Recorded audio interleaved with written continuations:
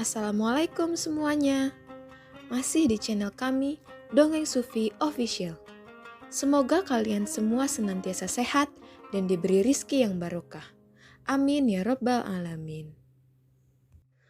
Pada zaman dahulu, orang berpikir dengan cara yang amat sederhana. Dan karena kesederhanaan berpikir ini, seorang pencuri yang telah berhasil menggondol 100 keping lebih uang emas milik saudagar kaya tidak sudi menyerah.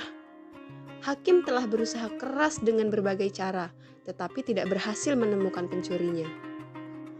Karena merasa putus asa, pemilik harta itu mengumumkan kepada siapa saja yang telah mencuri harta miliknya, ia merelakan separuh dari jumlah uang emas itu menjadi milik sang pencuri, bila sang pencuri bersedia mengembalikan.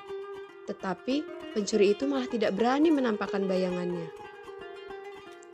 Kini, kasus itu semakin ruwet tanpa penyelesaian yang jelas. Maksud baik saudagar kaya itu tidak mendapat tanggapan yang sepantasnya dari sang pencuri. Maka, tidak bisa disalahkan bila saudagar itu mengadakan sayembara yang berisi barang siapa berhasil menemukan pencuri uang emasnya, ia berhak sepenuhnya memiliki harta yang dicuri. Tidak sedikit orang yang mencoba tetapi semuanya kandas. Sehingga pencuri itu bertambah merasa aman, tentram, damai, karena yakin jati dirinya tak akan terjangkau. Yang lebih menjengkelkan adalah, ia juga berpura-pura mengikuti sayembara.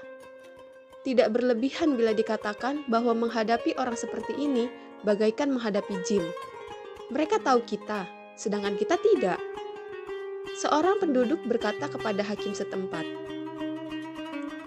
"Mengapa Tuan Hakim tidak meminta bantuan Abu Nawas saja?" "Bukankah Abu Nawas sedang tidak ada di tempat?" kata hakim itu balik bertanya.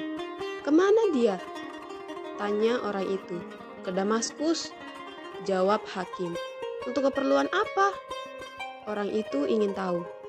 "Memenuhi undangan pangeran negeri itu," kata hakim. "Kapan ia datang?"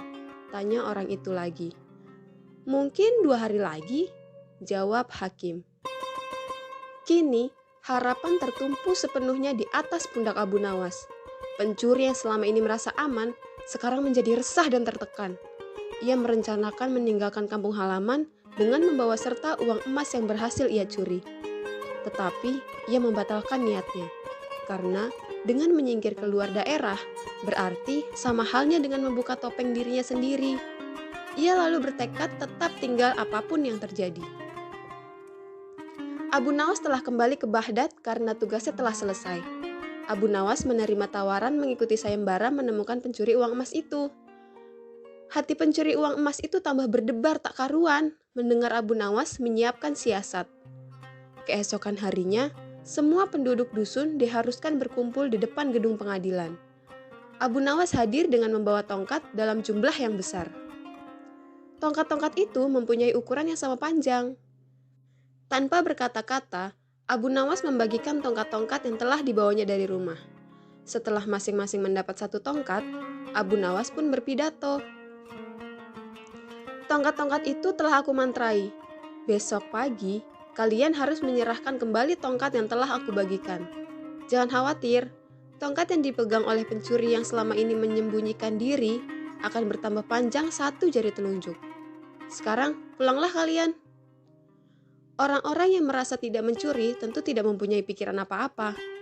Tapi sebaliknya, si pencuri uang itu merasa ketakutan. Ia tidak bisa memejamkan mata walaupun malam semakin larut. Ia terus berpikir keras. Kemudian, ia memutuskan memotong tongkatnya sepanjang 1 jari telunjuk. Dengan begitu, tongkatnya akan tetap kelihatan seperti ukuran semula. Pagi hari orang mulai berkumpul di depan gedung pengadilan. Pencuri itu merasa tenang karena ia yakin tongkatnya tidak akan bisa diketahui karena ia telah memotong sepanjang 1 jari telunjuk. Ia memuji kecerdikan dirinya sendiri karena ia ternyata akan bisa mengelabui Abu Nawas. Antrian panjang mulai terbentuk. Abu Nawas memeriksa tongkat-tongkat yang dibagikan kemarin. Pada giliran si pencuri itu tiba, Abu Nawas segera mengetahui karena tongkat yang dibawanya bertambah pendek 1 jari telunjuk. Abu Nawas tahu pencuri itu pasti melakukan pemotongan pada tongkatnya karena ia takut tongkatnya bertambah panjang. Pencuri itu pun diadili dan dihukum sesuai dengan kesalahannya. 100 keping lebih uang emas kini berpindah tangan ke tangan Abu Nawas. Tetapi Abu Nawas tetap bijaksana. Sebagian dari hadiah itu diserahkan kembali kepada keluarga si pencuri. Sebagian lagi untuk orang-orang miskin dan sisanya untuk keluarga Abu Nawas sendiri. Nantikan cerita selanjutnya di Dongeng Sufi Official. Jangan lupa untuk like, share, dan subscribe. Nyalakan loncengnya juga ya. Terima kasih. Wassalamualaikum warahmatullahi wabarakatuh.